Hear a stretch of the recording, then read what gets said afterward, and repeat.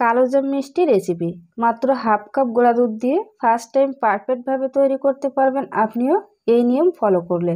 Hello everyone, আসসালামু আলাইকুম। মাত্র হাফ কাপ গোলা দুধ দিয়ে প্রথমবার ট্রাই করতে পারেন কালোজাম মিষ্টির এই রেসিপি। মেজারমেন্ট ঠিক রেখে এ টু জেড টিপস ফলো করলে আপনিও প্রথমবার পারফেক্টভাবে কালোজাম মিষ্টি তৈরি করতে পারবেন। খেয়ে কেউ বুঝতেই পারবে না এটা দোকানের কালোজাম নাকি বাসায় তৈরি করা। যারা কখনোই মিষ্টি ট্রাই করেন নাই তারা ফার্স্ট টাইম অল্প পরিমাণ গোলা দুধ দিয়ে এই রেসিপি ট্রাই করে দেখতে পারেন। তো দেরি না করে চলুন তাহলে দেখে আসি কালোজাম মিষ্টির প্রস্তুত প্রণালী।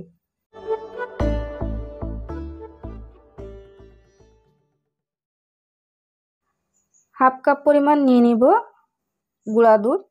এখানে আমি নিডো ব্র্যান্ডের গুঁড়া দুধটা নিয়েছি। 3 টেবিল চামচ পরিমাণ নিয়ে নিলাম ময়দা, আর হাফ টিস্পুন দিয়ে দিব বেকিং পাউডার, সামান্য পরিমাণ দিয়ে দিব এলাচ গুঁড়া, আর অবশ্যই কিন্তু এটা চেলে নেবেন। এখন দিয়ে দিব 1 টেবিল চামচ পরিমাণ ঘি। এটাকে খুব ভালো মতো মিশিয়ে তারপর ঘিটা দিয়ে দিব। ঘিটা দিয়ে খুব ভালো মতো এটাকে মিশিয়ে নিব। যখন এরকম পর্যায়ে এসে যাবে তখন আমি বাকি উপকরণ মিশিয়ে নিব। ব্রেড গামসের মতো এরকম ঝরঝর হয়ে আসবে মাখানোর পরে। এই পর্যায়ে আমি একটা ডিম ফেটিয়ে নিয়েছি, সেখান থেকে 1 টেবিল চামচ পরিমাণ ফেটানো ডিম দিয়ে দিব। পুরোটাই কিন্তু ডিম দিয়ে মাখিয়ে নিতে পারেন, চাইলে কিন্তু লিকুইড দুধ দিয়ে মিশিয়ে নিতে পারেন। 3 টেবিল চামচ পরিমাণ দিয়ে দিব লিকুইড দুধ। আপনারা চাইলে যে কোনো একটা দিয়ে কিন্তু এটা গুলিয়ে নিতে পারেন। এখন আলতো হাতে এটাকে মাখিয়ে নেব। 3 টেবিল চামচ দুধ দিয়েছি এবং 1 টেবিল চামচ দিয়েছি ফেটানো ডিম। এটাকে আলতোভাবে মাখিয়ে 5 মিনিট রেস্টে রেখে দিলেই কিন্তু খুব সুন্দর শেপ আসবে। প্রথমে দেখে কিন্তু ভয় পাবেন না যে এটা হাতে লেগে যাচ্ছে, কীভাবে শেপ দিবেন, আসলে কিন্তু তেমনটা নয়। 5 মিনিট এটাকে ঢেকে রেস্টে রেখে দিব। এখন চিনি শিরাটা রেডি করে নেব। একটি পাত্রে 1 কাপ পরিমাণ চিনি দিয়ে দিলাম এবং 1.5 কাপ পরিমাণ দিয়ে দিব পানি, আর দিয়ে দিব 2টা এলাচ। এটাকে এখন জাল করে এক সাইডে রেখে দিব। তো 5 মিনিট পরে ফিরে আসলাম, দেখুন ডোটা কিন্তু সেট হয়ে এসেছে। এই পর্যায়ে শেপটা সুন্দর করার জন্য আপনারা কিন্তু এরকম চামচ দিয়ে মেপে নিতে পারেন, মানে শেপটা সবগুলো একই রকম হবে এভাবে যদি আপনারা মেপে নেন। এখন সুন্দর মতো হাত দিয়ে এটাকে শেপ দিয়ে নিব। খুব সুন্দর মতো কিন্তু গোল করে নেবেন, কোনো রকম কিন্তু ফাটল থাকলে হবে না, তাহলে কিন্তু ভাজার সময় এটা ফেটে যাবে। তো সবগুলো এগুলো রেডি করে নিলাম। এখন এই যে চিনি শিরাটা দেখিয়ে দিলাম, এটাকে নামিয়ে এক সাইডে রেখে দিব। এখন চলে যাব মিষ্টিগুলো ভাজার জন্য।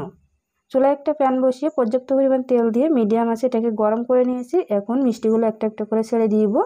আপনারা দেখে হয়তো বুঝতে পারছেন আমি যখন মিষ্টিগুলো ছাড়ছি তখন কিন্তু হালকা চিকন এখানে যে ফেনা সেটা হচ্ছে, খুব বেশি কিন্তু তেলটা গরম হয় নাই। এখন অপেক্ষা করব এগুলোকে উপরে ভেসে ওঠা পর্যন্ত। মিডিয়াম টু লো আছে কিন্তু এগুলোকে ভেজে নিতে হবে। যখন এগুলো এরকম ভেসে উঠবে আলতোভাবে এগুলোকে নেড়ে চেড়ে দিব। এই পর্যায়ে দেখা যায় মিষ্টিগুলো যখন বড় হতে থাকে তখন কিন্তু ফেটে যাইতে পারে। অনেক সময় ফেটে যায়, আবার অনেক সময় ফেটে যায় না। যদি দেখেন এই মিষ্টিগুলো ফাটল অবস্থায় আছে বা ফেটে যাচ্ছে অনেকটা বড় হয়ে যাওয়ার সময়, তখন কিন্তু চুলার আঁচটাকে আপনারা একটু হাই করে দিয়ে 1 মিনিট ভেজে নিতে পারেন। যখনই দেখবেন এগুলো ফেটে যাচ্ছে তখন 1 মিনিট হাই হিটে এটাকে ভেজে যখন দেখবেন এরকম কালার হয়ে আসবে তখন আবারও মিডিয়াম টু লোয়ের মাঝামাঝি রেখে মোট আমি এগুলোকে 12 মিনিট ভেজে নিব। কালোজামের কালারটা কিন্তু একটু ডিপ হয়, এই জন্য এগুলোকে একটু সময় নিয়ে ভেজে নিতে হবে। আর এগুলো কিন্তু অনবরত নেড়ে চেড়ে ভাজতে হবে, তা না হলে এক সাইডে কিন্তু কালার হয়ে আসবে আর এক সাইডে সাদা থাকবে। তাই সময় নিয়ে এগুলোকে এরকম নাড়াচাড়া করে ভেজে নিতে হবে। যখন কালোজামের এই কাঙ্ক্ষিত কালার চলে আসবে ঠিক তখনই দেখবেন যে এইখানে যে ফেনাটা দেখা যাচ্ছে এটা কিন্তু কিছুটা কমে যাবে।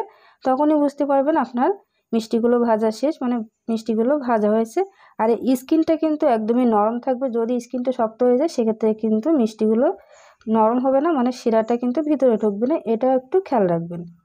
তো মিষ্টিগুলো ভেজে এখন উঠিয়ে এক সাইডে রেখে দিব। এক সাইডে রেখে দিব না, আমি সরাসরি এগুলোকে শিরায় দিব। শিরাটা আমার কুসুম গরমের থেকে একটু বেশি গরম আছে, মানে আগে থেকে যেহেতু আমি গরম করে রেখে দিয়েছিলাম। আর মিষ্টিটা সরাসরি আমি তেল থেকে উঠিয়ে দিয়ে দিব। আপনারা একটা জিনিস খেয়াল রাখবেন, যে কোনো একটা উপকরণ বেশি গরম হবে আর একটা উপকরণ কম হবে, সেটা মিষ্টি হোক বা শিরা হোক। তো আমার শিরাটা যেহেতু অল্প গরম আছে, মিষ্টিটা কিন্তু একদমই গরম। এই পর্যায়ে দিয়ে খুব ভালো মতো মিশিয়ে নিলাম। চুলাটা কিন্তু এই পর্যায়ে অন করা আছে। এখন আমি চুলাটাকে মিডিয়াম টু লোয়ের মাঝামাঝি রেখে 10 মিনিট এই মিষ্টিগুলোকে রান্না করে নিব। এরপর যে ঢাকনা দিয়ে ঢেকে দিব। আর মিষ্টিগুলো কিন্তু অলরেডি মিষ্টি শিরাতে দেওয়ার সাথে সাথে অনেকগুলো শিরা খেয়ে নিয়েছে। দেখুন অলরেডি কিন্তু শিরাতে ডুবে অর্ধেকটা ডুবে আছে। আর জাল করলে কিন্তু এটার ফুলে আরও ডবল হয়ে যাবে। তো এখন এগুলোকে ঢাকনা দিয়ে ঢেকে আমি 10 মিনিট রান্না করে নিব মিডিয়াম টু লোয়ের মাঝামাঝি রেখে।